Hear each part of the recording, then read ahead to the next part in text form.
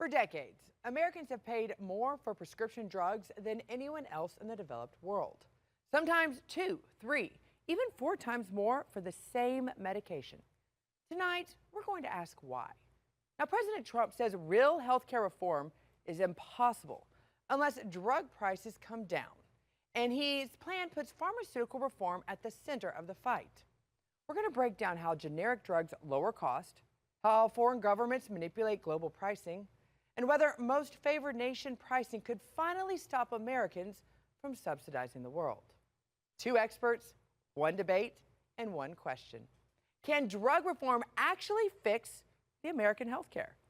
I'm Scotty Nell Hughes, and this is Perspective.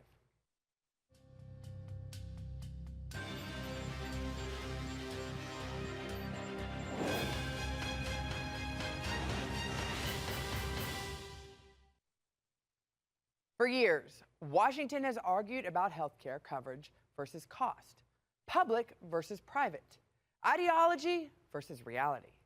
But here's the truth most politicians avoid. You cannot fix healthcare without fixing drug prices. Americans don't use more medicine than Europeans. We don't manufacture worse drugs. We don't have lower standards. What we do have is a system in which American patients foot the bill so that foreign governments can negotiate lower prices. That's not really compassion. It's bad economics and worse policy. Now, President Trump's health care plan makes drug reform a central pillar, arguing that pharmaceutical costs distort everything from insurance premiums to Medicare solvency to family budgets. His administration pushes aggressive generic approvals, transparency rules, and most controversially, the idea of most favored nation pricing, tying what Americans pay to the lowest prices paid overseas. Now, supporters say this is long overdue for leverage. Critics say it risks innovation and access. Tonight, we're going to cut through the politics to examine the policy, what works, what doesn't, and whether this movement could finally reset the system. Now let's bring in our guest. Joining me tonight is Jon Potter, Executive Director of the Coalition Against Pharma Patent Abuse, and Andrew Langer, Executive Director of the Coalition Against Socialized Medicine. Thank you for joining me, gentlemen, on this very important issue. I think what we see is a change in healthcare policy that America is on the brink on.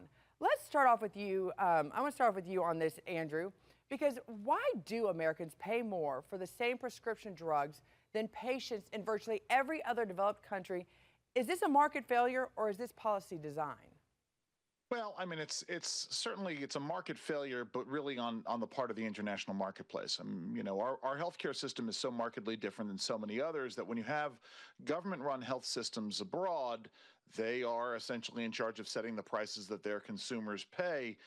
One of the problems that then ensues is they're negotiating with our pharmaceutical companies that are based here at home. Some of them are based abroad as well.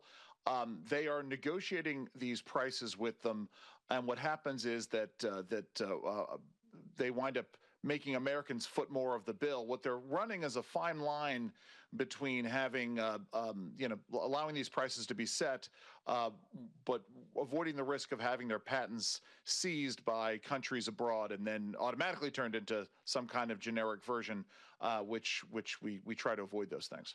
Well, and that's one of the talking points coming a lot from conservatives today about any sort of reform. But Jon, you've been around. You've noticed that there's been, from a regulatory standpoint, has Washington tolerated this imbalance on both sides because it was politically convenient to both parties that whenever they're in power?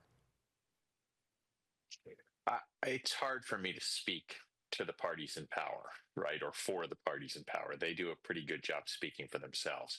I think that Andrew's reference to the fact that the national governments in Europe are negotiating on behalf of their consumers gives them market power, right? So all of a sudden you have the health ministry of the UK is negotiating with GSK, or they're negotiating with another company on behalf of hundreds of thousands of patients, if not millions of patients, right?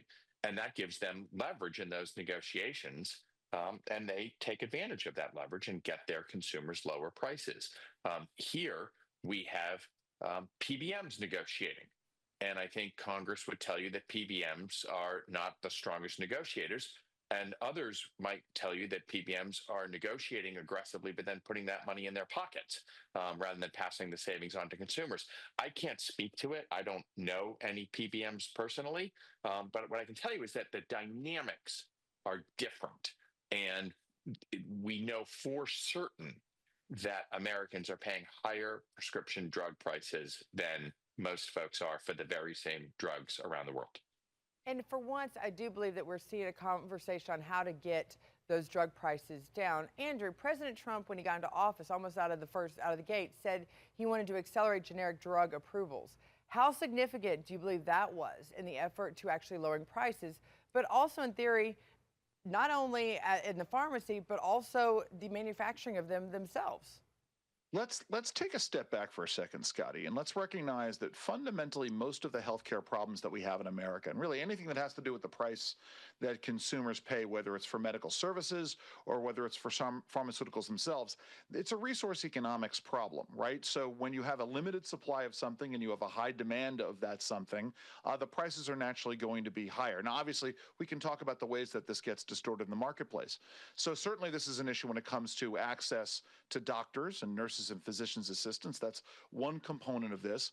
But when it comes to the pharmaceutical side of it, right, the only way you can bring down the price of a drug for consumers is for when it moves off of being a name brand pharmaceutical, getting past its period of what's called exclusivity, right, which is the amount of time that our patent system is given to pharmaceutical makers and innovators of all kinds to recoup their investment in that drug. And once that period passes, then it can become a generic pharmaceutical.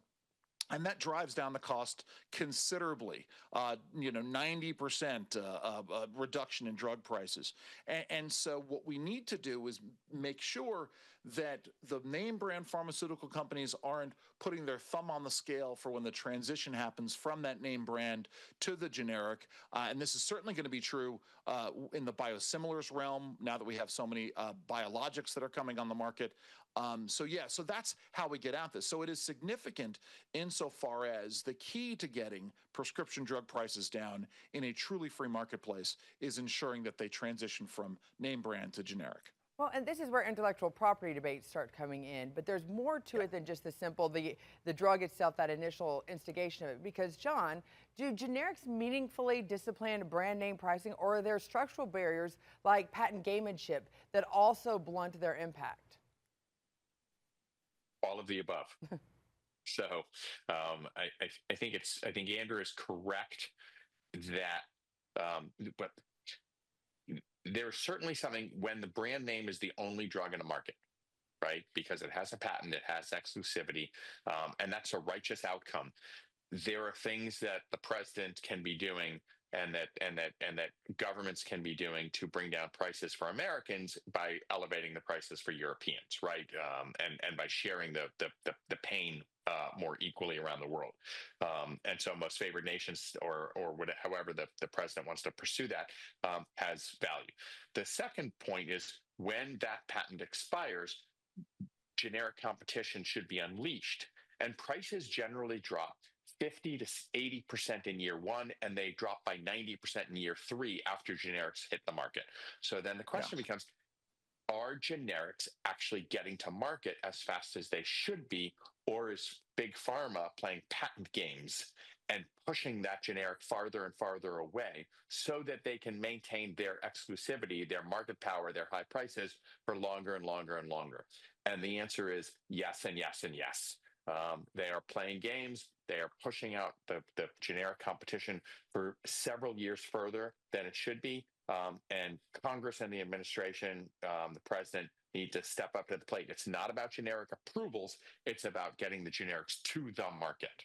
But, John, is this just growing pains? Is this something to be expected? Because were we dealing with this issue 30 years ago, 40 years ago? Or is this just because we have so many options now today with technological advances in medicine that there are more options for generics? Is this something that we could have averted this crisis today? Oh, this is nothing to do with technological innovation, right? the bioequivalency of generics is technologically challenging, but it's done. The 30 and for so let's start from the beginning. Congress passed legislation in 1984 that promised promised a balanced marketplace that's both supported brand pharma and also supported generics. And what they did in 1984 was they extended brand pharma's patents by a few years and said, you know what, it's really hard to get things through FDA. We understand regulation for safety is slowing things down. We're going to give you a few extra years of patent protection, a few extra years of high prices and market exclusivity. But in return, you've got to get a clear path to market for generics, because what generics need is market stability and legal clarity. That's when they will invest in generics. That's when prices will plummet. And that's a good thing after pharma gets its profits, its high profits from the patented era. And it is the balance that's been thrown out of whack in the last 10 years or so by pharma's gamesmanship. Well, the big question, as you point out, those prices would drop. But Andrew, last question to you for this segment. If drug prices do fall, do insurance premiums actually go down, or do insurers simply pocket the difference? Well, this gets into the PBM issue and the incentives that certain hospitals and clinics have in essentially getting getting reimbursed for name brands over generics. This is one of the central issues in the PBM debate. When an insurance company that has its own PBM will force a provider to prescribe a name brand pharmaceutical when a generic would do just as well, there's a real problem there. So there's a lot that's going on here, Scotty. Thank you. Jon Potter, Andrew Langer, stay right there, because after the break, if drug reform is so popular with American voters, why hasn't Washington done it sooner? And how will a new policy affect America's most favored nation? When we return.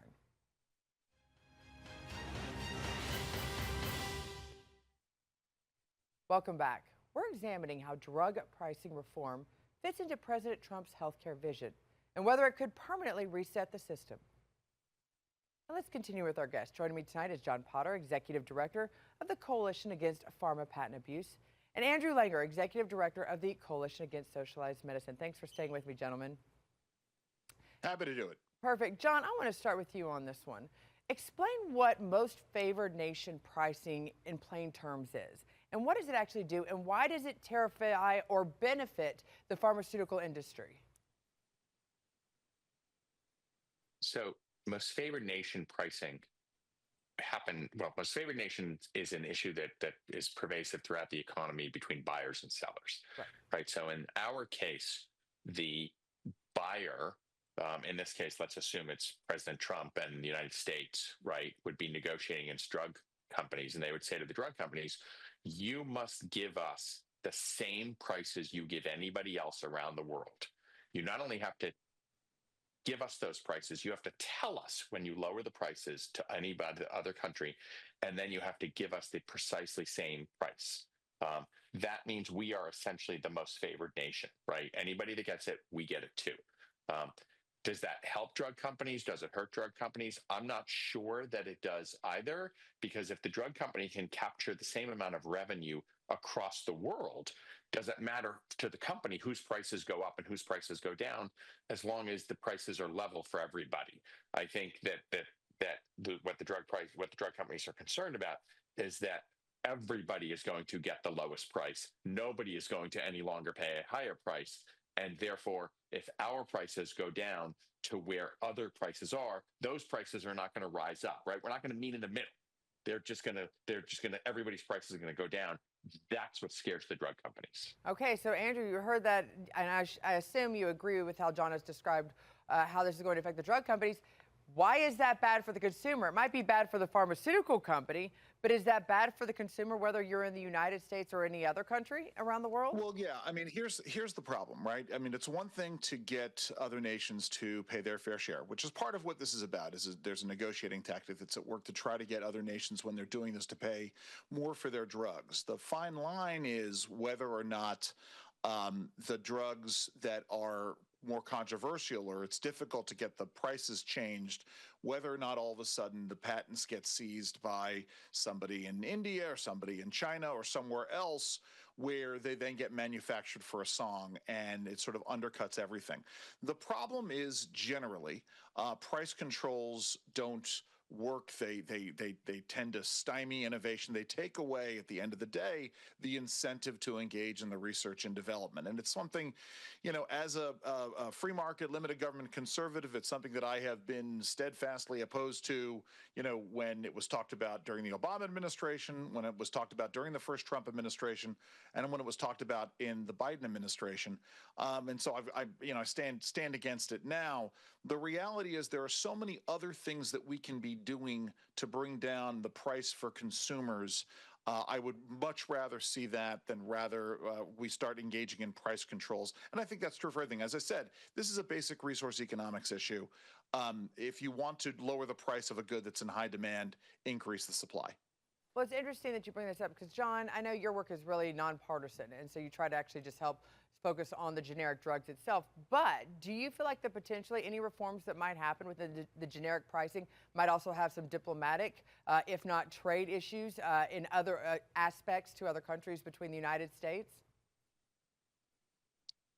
I think that if the United States changes our law to make generic drugs market entry clear and stable, that prices will go down and the system, right? Consumers will save billions of dollars a year. Insurance companies will save billions a year. Employers will save billions of dollars a year. And it will not have any impact on the trade issue. I think that what we need to do is reform the Hatch-Waxman Act, bring it back to what we had in the 1980s when Congress first created the balanced system. We need to, essentially rebalance in order to bring back that balance. At that point, we will then have the pharmaceutical manufacturers, the big pharma guys, will make all the money that they should make. But then when it's time, when their patents expire and their time is up, generics will come to market. We will have competition. Prices will plummet. And then simultaneously to that, right, then you go back to that question of should we be doing MFN status for the brand drugs when they are exclusive? And that brings us back to Andrew's challenge, or the challenge that he referenced, which is that if all the prices go down and they only go down for everybody across the globe, then is there enough money in the system to support R&D? Is there enough money in the system so that those patents actually have value? That's a separate question. And I'm sympathetic to the fact that if prices are going down for the U.S. market, prices probably will need to go up in the European market. And that's where we come back to you on this, because this makes it very political, a political issue, Andrew, on that side of it. Because on that side, Big Pharma that we talk about a lot of times does have a lot of power, a lot of control within Washington, D.C. and legislation. Do we see that same sort of power by the same companies in other countries, and will that have an effect? I mean, are they basically fighting themselves here based on their international corporations and their international presence? Well, they're looking at their international marketplaces and seeing what the balance is. And then this is essentially the classic free rider problem that free market economists talk about. The answer, of course, is that we don't adopt the anti-market policies of other nations at the end of the day. The bottom line here is there is so much going on in this healthcare system. It is so complicated and so complex that it makes it so that there are lots of different areas to deal with. And, when we look at the other sort of regulatory barriers that are inside it. I mean, I had a meeting with some folks last week in which we were talking about how CFC, the rules to fix the ozone layer created a new set of delivery devices for breathable drugs, things that kids with asthma are supposed to use. And it essentially made it so you no longer had a generic version of these delivery systems. That doesn't serve consumers at all. So we need to be engaging in these discussions. We need to figure out where the barriers to entry are, and we need to make sure that those regulatory inadequacies are taken care of. Well, it's interesting because you just brought up a very serious question that I've never thought about. are just like what you see with other legislation that's passed or other rulings from the Supreme Court. If there is generic drug reform to sort of what your company, what your corporation, what your nonprofit is advocating for, Jon, do you think other companies might say, wait a minute, we should also deserve patent reform? Do you think this could obviously be one of the first dominoes that open for other industries that say we don't have fair patent reform for our industry? I don't see it. The Hatch-Waxman Act is very, very particular. It's very narrow, and it applies only to the balance, the pivot point, right, at which the brand drugs patents end and generic market competition begins. We have seen software patent issues that popped up around 10 years ago in the patent troll debate. And in some regards, that's resolved itself. In some regards, that has the threat to come back because we now have a Department of Commerce, and that seems to be much more in favor of software patents and has a different standard for patenting than has been in the recent past. But I don't see it opening up for broad patent reform in a way which would upset the apple cart for other industries. Scotty, if I can just jump in here on that point, Absolutely. that was, certainly the issue during the Biden administration and somewhat of a discussion under the Trump administration. There's another law called the Bayh-Dole Act of 1980, which is not specific about pharmaceuticals, but it's about general innovation. Under the Biden administration, they were talking about using what's called a march-in right or a march-in power to seize the patent for pharmaceuticals that they wanted to create price controls on. And one of the things that we pointed out and others pointed out was because Bayh-Dole has such broad appeal, it applies not just to pharmaceutical technologies, but other technologies as well. It could have sweeping impacts. But you raise the point, we should always be looking at the more general and unintended consequences of whatever decisions the government is going to make. Well, I'm going to keep this with you, Andrew, because I know you're more political in this one. There's a lot of controversy going right now against President Trump because we have not seen a health care reform package. You are still having the majority of Americans that are paying just extreme premiums right now with no solution in sight for that. If there is able to get generic drug reform here in the short term, is that going to be enough, do you think, to still to be a win for the base when Republicans go to the voting polls and hope to be reelected in the midterms? Is generic reform enough? No. But if you combine generic reform with PBM reform, with pricing reform, with the various changes to the Affordable Care Act, which may include greater HSA options, I think that's a real win. And I think that's a realistic way to look at it. The bottom line is, it's all about the supply. We need to be doing whatever we can to increase the supply of doctors, nurses, physicians' assistants, and medical care and pharmaceuticals in America. That's a lot of reforms. I think you have a lot of expectations for Washington, D.C. in the next 8 months, Andrew. Probably more action than we've seen on a single issue, probably in the history of the Beltway. But I appreciate your optimism for that. Andrew Langer, Jon Potter, thank you so much for joining me with this discussion. Always. Thank you. For decades, Americans were told high drug prices were the cost of innovation and the price of leadership. But leadership doesn't mean writing blank checks. It means using leverage responsibly. Now, President Trump's health care plan puts drug reform where it belongs, at the center of the conversation, not as a talking point, but as a structural correction, generic competition, international fairness, and the radical idea that Americans shouldn't pay more simply because they can. Whether most favored nation pricing is the final answer remains debated, but the premise is no longer optional. A healthcare system that bankrupts families at the pharmacy counter is not sustainable, and a global market that relies on Americans' overpayment is not ethical. The real question isn't whether drug reform is possible. It's whether Washington has the will to finish the fight that has now begun. I'm Sky Nell Hughes. Thank you for watching.